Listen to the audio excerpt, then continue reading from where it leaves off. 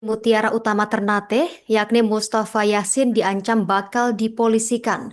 Ini buntut dari 14 calon jemaah umroh dari Halmahera Timur, Maluku Utara yang batal ke Tanah Suci.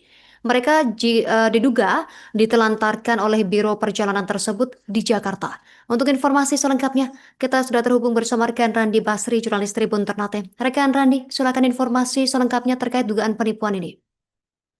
Ya, baik. Terima kasih rekan Justina di studio. Memang dapat kami laporkan dari Ternate, Maluku Utara, di mana beberapa hari terakhir kemarin, di mana tim penasihat hukum dari Yayasan Lembaga Bantuan Hukum YLBH Maluku Utara telah menerima kuasa dari 14 orang calon jamaah umroh yang berasal dari Kabupaten Halmahera Timur, di mana mereka diduga menjadi korban dugaan penipuan terhadap pihak perusahaan PT Novafil Mutiara Utama Ternate. Nah, dari dugaan korban penipuan tersebut sehingga 14 orang calon jamaah umroh yang nantinya menantikan untuk berangkat ke Tanah Suci namun dibatalkan. Nah, K14 tersebut langsung memberikan kuasa kepada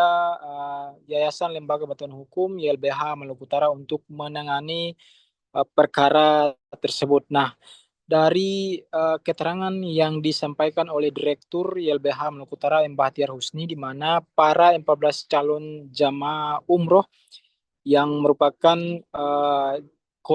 diduga jadi korban dugaan penipuan dari PT Novafil Mutiara Utama Ternate ini, mana mereka awalnya telah memberikan sejumlah uang sebesar 30.900.000 terhadap pihak PT Novafil Mutiara Utama, di mana uang tersebut dengan tujuan untuk para 14 calon jamaah umroh ini berangkat ke Tanah Suci. Namun uh, keberangkatan mereka pun sempat dilakukan, dan di mana keseluruhan yang berangkat pada 5 September hingga 11 September 2025 itu keseluruhannya berjumlah 29 jamaah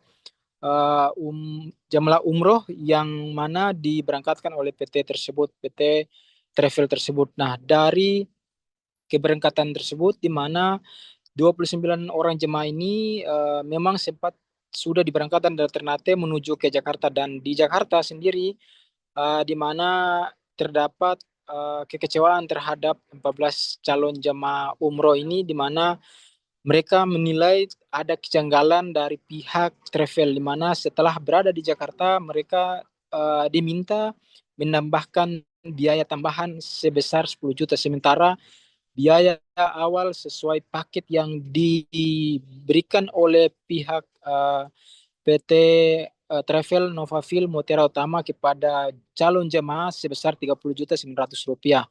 Nah, dari kejanggalan tersebut sehingga ke-29 calon jemaah ini setelah berada di Jakarta, mereka merasa ada banyak kejanggalan, dan pihak travel pun tidak memberikan kepastian terhadap mereka untuk keberangkatan ke Tanah Suci. Nah, dari hal tersebut sehingga 14 calon jemaah haji ini merasa ada kejanggalan, dan mereka memutuskan untuk balik ke Ternate, sementara yang sisanya menetap di Jakarta untuk bertahan untuk selanjutnya ke Jeddah.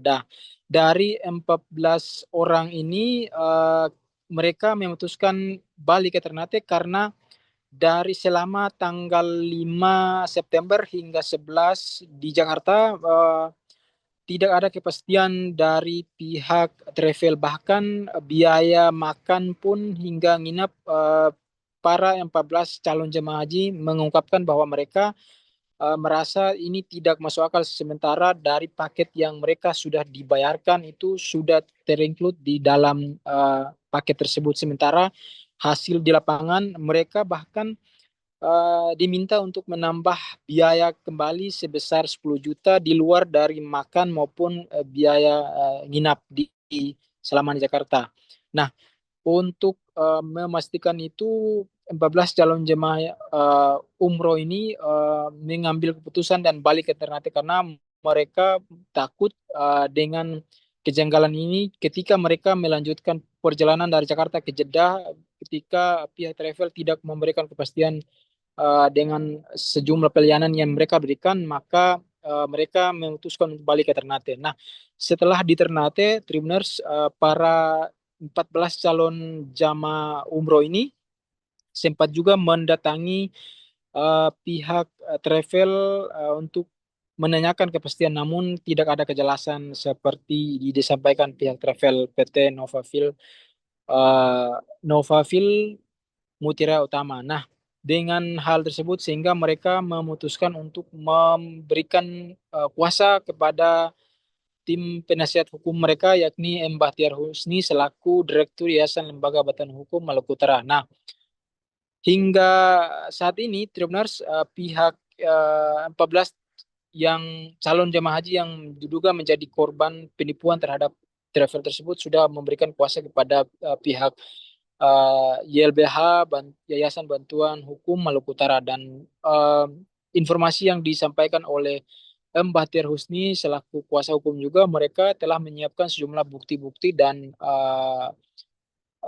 hasil temuan di lapangan untuk melaporkan hal tersebut ke pihak kepolisian dalam hal ini Polda Maluku Utara.